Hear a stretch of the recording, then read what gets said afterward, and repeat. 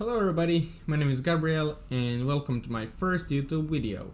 Today I'm gonna show you my PC build with Ryzen 5 2600X, NZXT liquid cooling for better overclocking performance, and some other hardware that you'll see in today's video.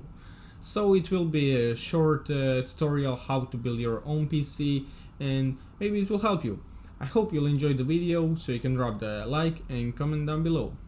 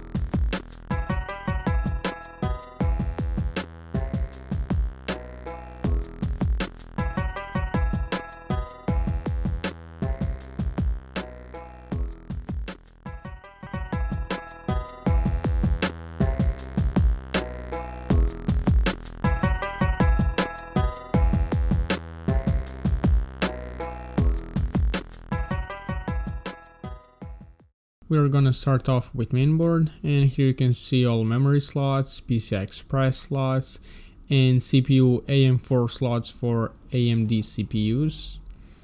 On other side are SATA connections, power supply connection, and connection for USB 3.0, and the rest are these regular input and output connections. Here we have this powerful Ryzen CPU. This is Ryzen 5 2600X with base clock of 3.6 GHz and turbo boost clock speed up to 4.2 GHz. I successfully overclocked this CPU to 4.1 GHz for base clock, and just you'll need to get another cooling solution if you want to do that, because this cooler will need a little bit more power. So this is the CPU itself, pretty much looks like every other CPU, and also here's a sticker for your case. Good thing about this CPU is this stock rate cooler, which is awesome. So it's really good balance between price and what you get for all of this. And if you're gonna use this CPU just out of the box with stock settings, this cooler is more than enough, so you don't need to spend extra money for cooling solutions, like for example all Intel CPUs which are coming with these small coolers which are just not good enough.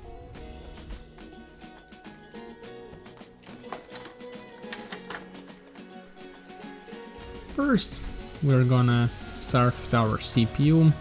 And we're gonna install this CPU on the mainboard. Just take it out of the box.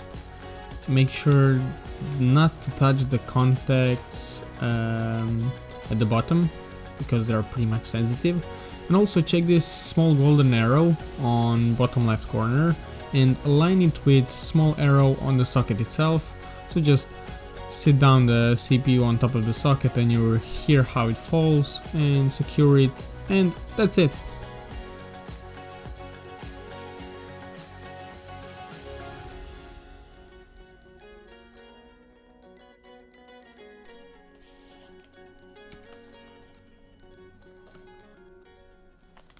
And now we're just gonna open this memory which I'm gonna use. It's HyperX Predator RGB memory with memory clock speed of 2993 MHz. Each one of these is 8 GB of memory, and this is pretty decent DDR4 memory. Installation is also simple. Just undo safety switches on side here on DDR4 slots on the mainboard, and install memory until you hear click like small Lego, and just make sure to put it proper way, as length of connectors it's not the same. Also, quick tip for you guys, it's good to use box of mainboard while installing all these parts onto the mainboard, And just be careful not to damage it or bend too much, as it will result with breaking or damaging small components.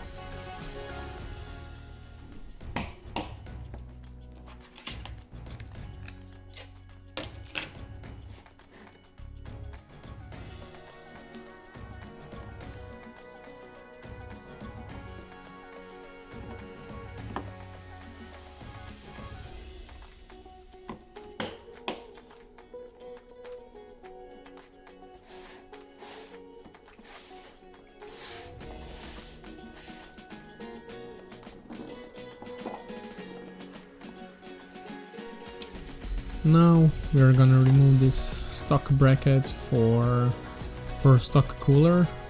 It's pretty much simple, just undo the screws and take out these small plastics and remove the bracket from the back.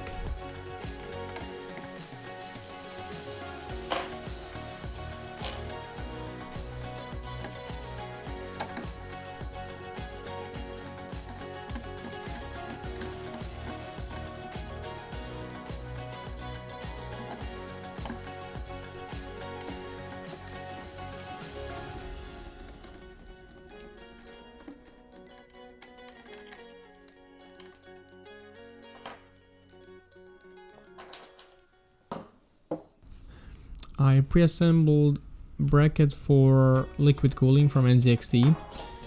Anything you want to know you'll find in user manual of liquid cooling itself. So it's pretty much simple to assemble that thing. So just put the new bracket throughout these holes, and after that just add small washers, and that's it, you're ready to put your liquid cooling.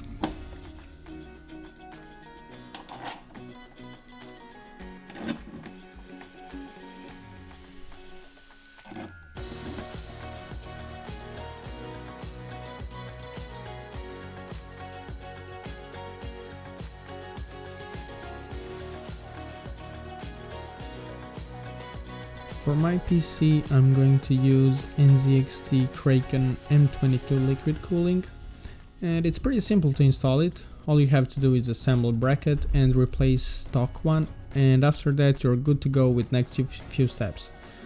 First, place heatsink on top of CPU, add washers and 4 screws on each side to support it. Don't tighten it too much because you can damage the mainboard. Also, you don't need to put thermal paste because it's coming pre-installed with liquid cooler.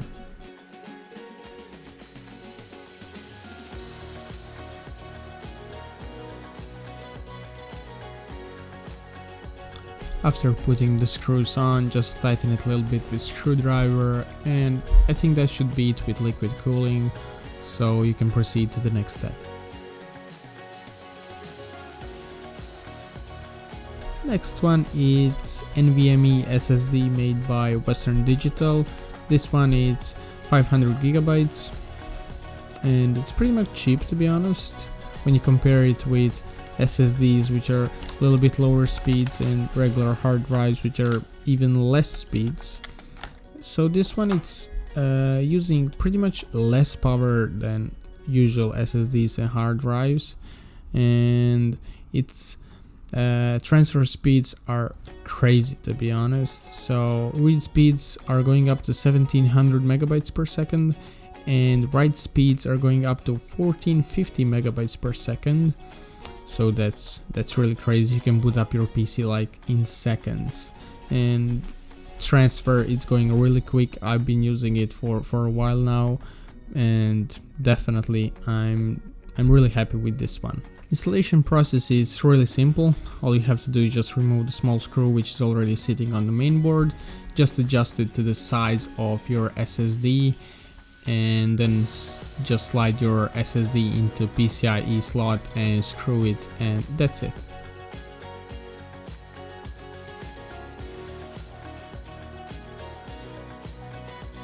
After all parts are on the main board, you can proceed to installing the main board into the case, Just don't forget first to put IO shield into the case, and then just adjust mainboard to the IO shield and screw it in with the rest of the screws, which usually you're supposed to get with your case. I think you have like maybe 8 screws all around the mainboard. Just tighten them good because it will have to hold your GPU and some other things, so just make sure it's properly inside, and that's it. Now you're gonna need to plug in these small tiny cables for power switch, reset switch and hard drive LED light. This is the hardest part of building a PC because it's so tiny and hard to put on, but after few attempts you'll get it right, so just go on. So after plugging in these small tiny cables, you'll have to plug in the interface for USB 3.0, which is connected on my top part of case. So just adjust it to this small connection next to these tiny ones, and that should be it.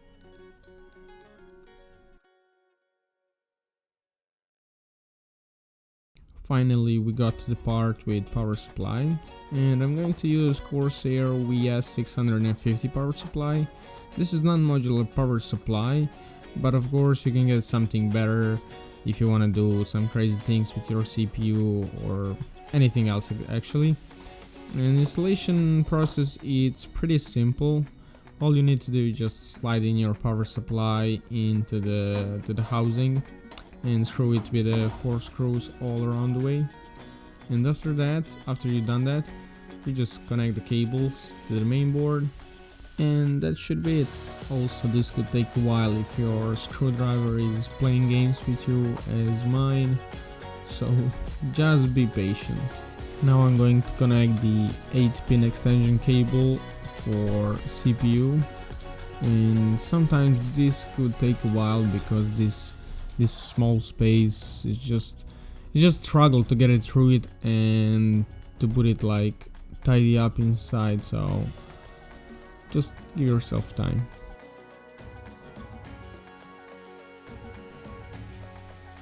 Next one, I'm going to connect 24-pin cable for mainboard. This one it's much easier to install because it's much longer and you have much more space. So after you clip it on, just the rest of the things are just organize your cables and make them not so visible, and that's it. Usually I would use SSD drive, but I had already this hard drive, so I'm going to use hard drive instead.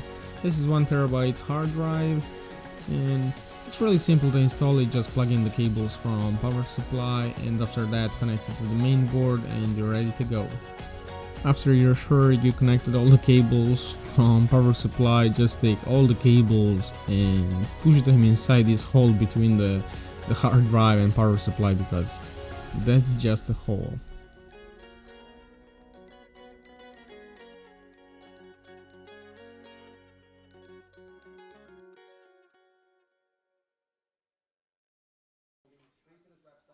Final thing is the GPU. I'm going to use GTX 1060 with 6 gigs of memory. This is really simple to install as well. Just slide it into the PC Express slot, put in the screw and connect the cables from power supply, and that's it.